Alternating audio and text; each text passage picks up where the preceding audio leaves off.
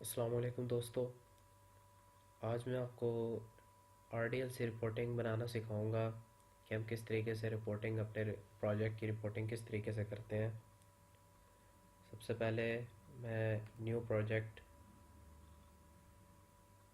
पे जाऊंगा और यहाँ पर सी शार्प में मैं विंडोज़ फॉर्म एप्लीकेशन को चूज़ कर रहा हूँ और इसका नाम मैं आरडीएल सी रिपोर्टिंग रख देता हूँ।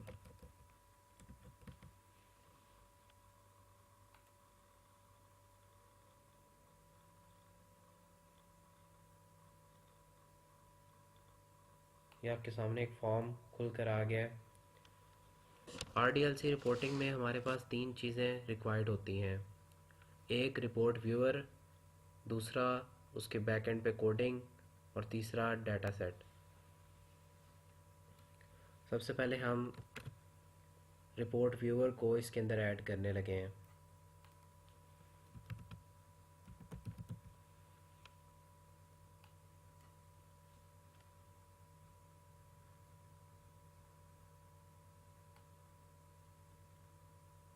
आरडीएलसी रिपोर्टिंग आप दो तरीके से कर सकते हैं।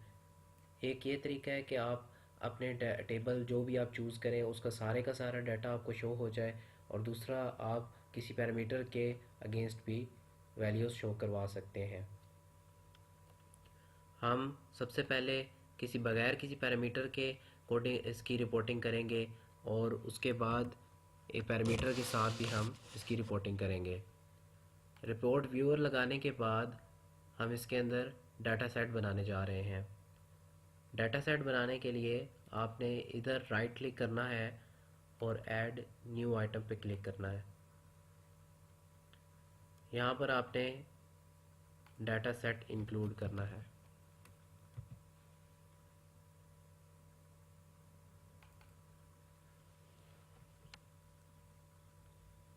ये आप देख सकते हैं कि आपके सामने एक डाटा सेट खुलकर आ गया है जिसका नेम डाटा सेट 1 है।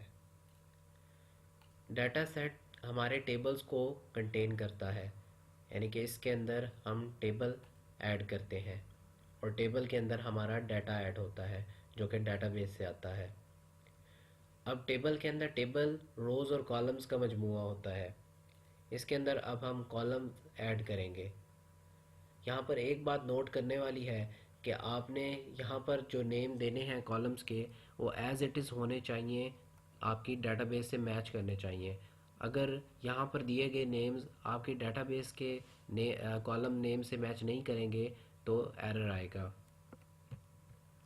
मेरे केस में जो नेम्स हैं वो मुझे याद हैं तो मैं उनको यहाँ पर मेंशन करने लगा हूँ।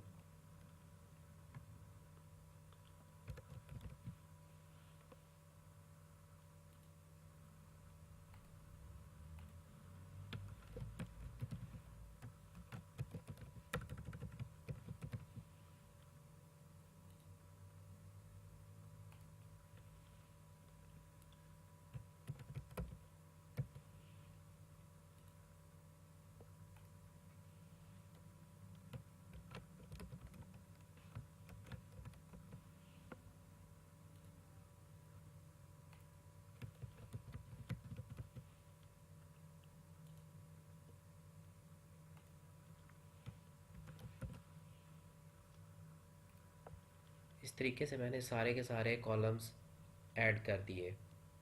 उसके बाद अब हमने रिपोर्ट ऐड करनी है। उस रिपोर्ट को हम इस व्यूअर के अंदर शो करवाएंगे।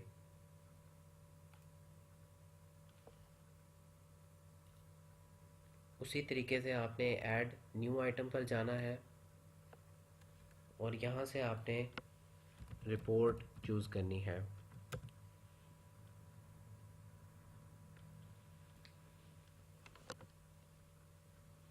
यहाँ पर आप दो तरीके से रिपोर्ट ऐड कर सकते हैं। यहाँ पर मैंने जो रिपोर्ट ऐड की है वो जस्ट रिपोर्ट को टिक किया है। आप रिपोर्ट विज़ार्ड के थ्रू भी इसको ऐड करवा सकते हैं। सबसे पहले मैं आपको रिपोर्ट विज़ार्ड के थ्रू इसको ऐड करना सिखाऊंगा।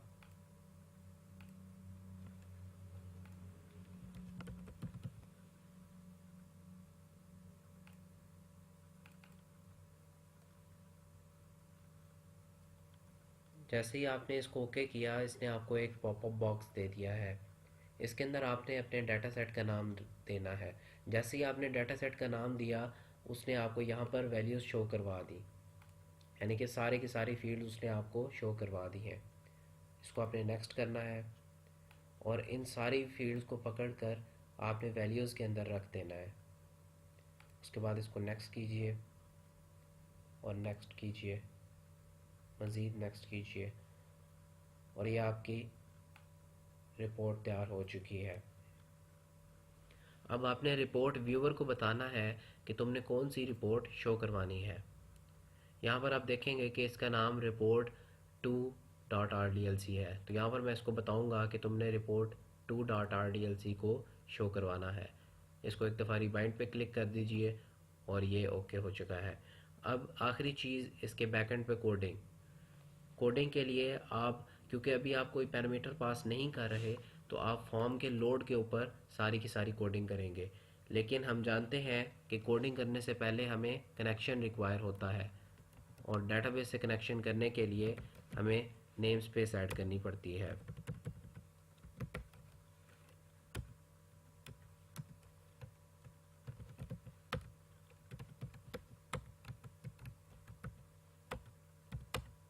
यहाँ पर हम दो नेम स्पेसेस यूज़ करते हैं। जो पहली नेम स्पेस है वो डेटाबेस से कनेक्शन के लिए रिक्वायर्ड है, और जो दूसरी नेम स्पेस हम ऐड करेंगे वो रिपोर्टिंग के लिए नेम स्पेस यूज़ होती है, जिसका नाम है Microsoft dot reporting dot win forms.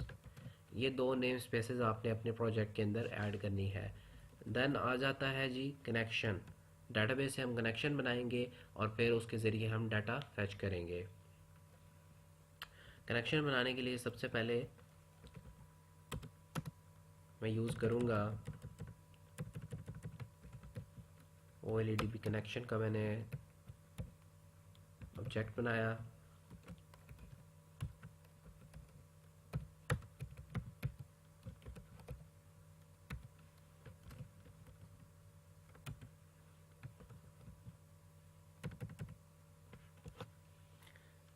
और आपकी आसानी के लिए, अपनी आसानी के लिए मैंने यहाँ पर एक पैरेलल एक और प्रोजेक्ट ओपन कर रखा है, जिसके अंदर से मैं यहाँ पर टाइम को बचाने के लिए मैं यहाँ पर कोडिंग वो सारी की सारी पेस्ट करूँगा।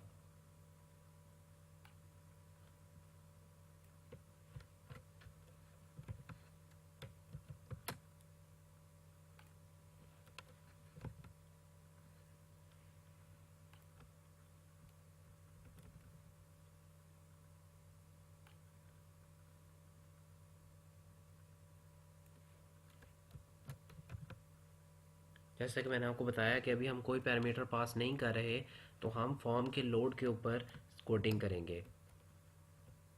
तो फॉर्म के लोड के ऊपर मैंने ये कोडिंग पेस्ट कर दी, अपने दूसरे प्रोजेक्ट से कॉपी की और पेस्ट कर दी। अब यहाँ पर आप देखिए कि मुझे काफ़ी सारे एरर शो हो रहे हैं। सबसे पहले तो मैं इस स्टेटमेंट क्यूरी को भी सही करता हूँ। इसके अंदर वो एक पैरामीटर, ये क्यूरी जो है वो पैरामीटर बेस्ड है, जबकि हमने पैरामीटर फ़िलहाल नहीं देना।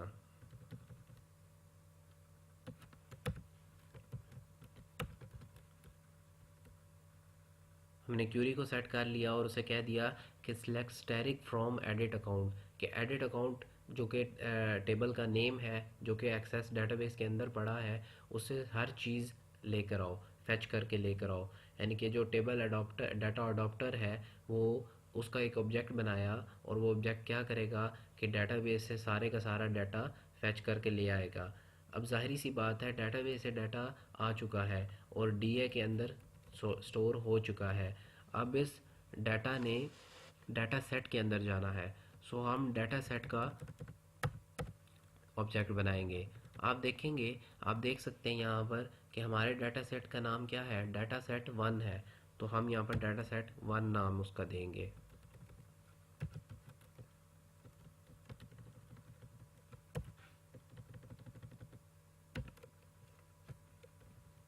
जैसे ही मैंने ये दिया तो उसने एरर रिमूव कर दिया। उसके बाद हम अब यहाँ तक क्या हो चुका है कि कनेक्शन बना, कनेक्शन ओपन हुआ, और डाटा जो है वो इस ऑब्जेक्ट के ज़रिए आपके डाटाबेस से आ गया।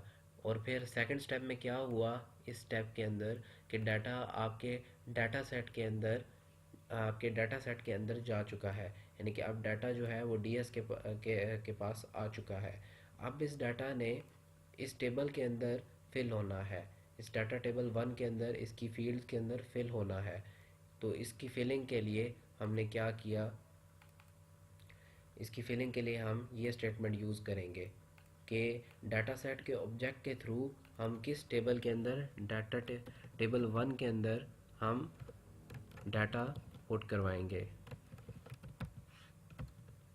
यहाँ पर आपने देखना है कि मैंने इसका क्या नेम दिया है, डाटा टेबल वन। और यहाँ पर भी आप देख सकते हैं कि इसका नेम डाटा टेबल वन है। अगर यहाँ पर इसका नेम कुछ और होता, जैसे सिर्फ डाटा टेबल होता, तो मैं यहाँ पर क्या करता, इसका नेम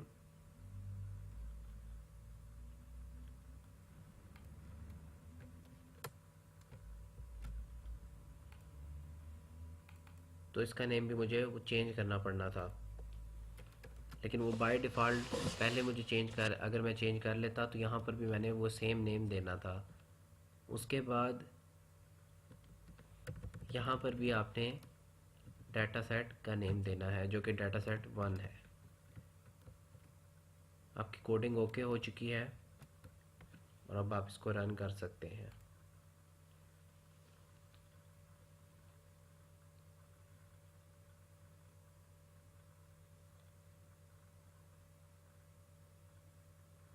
आप देख रहे हैं कि उसने सारे का सारा डाटा आपको शो करके दिखा दिया है।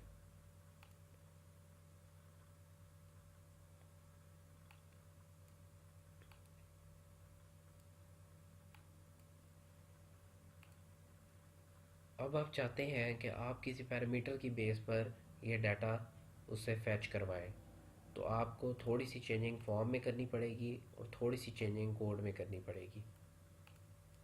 यहाँ पर आपने एक टेक्स्ट बॉक्स लिया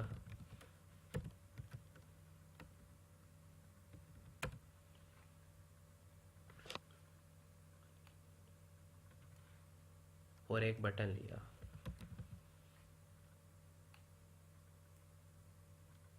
उसके अलावा आपको एक लेबल चाहिए।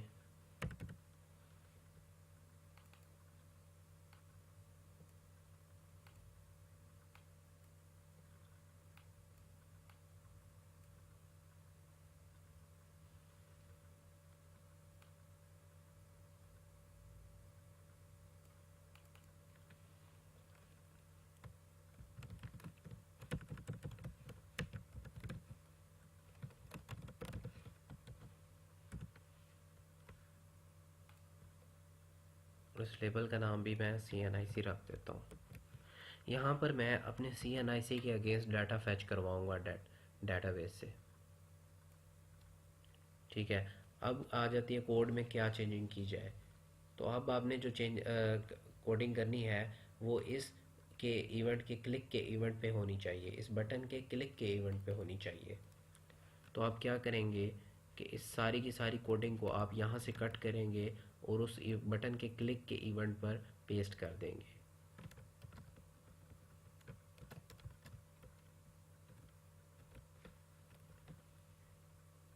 और क्यूरी के अंदर हम क्या चेंजिंग करेंगे कि select static from edit account where CNIC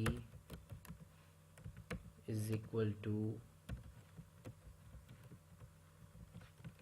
text box one dot text. आपकी क्यूरी जो है वो ओके हो चुकी है।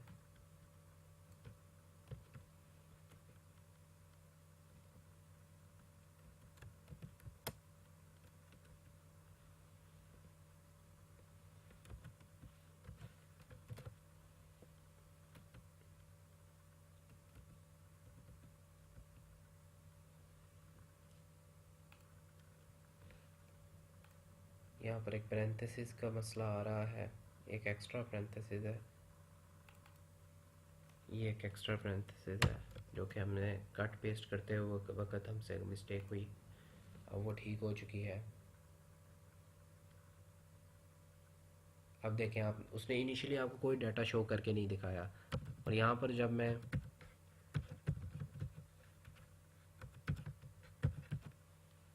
फैच डाटा उसे कहूँगा तो आपको डाटा फैच करके ले आएगा, यानी कि उसने CNIC के बेस पर उसने आपको डाटा फैच करके लेकर आ गया। इस तरीके से आप कोई भी डाटा फैच करके लेकर आ सकते हैं और कोई भी पैरामीटर किसी भी पैरामीटर की बेस पर डाटा फैच करके लेकर आ सकते हैं।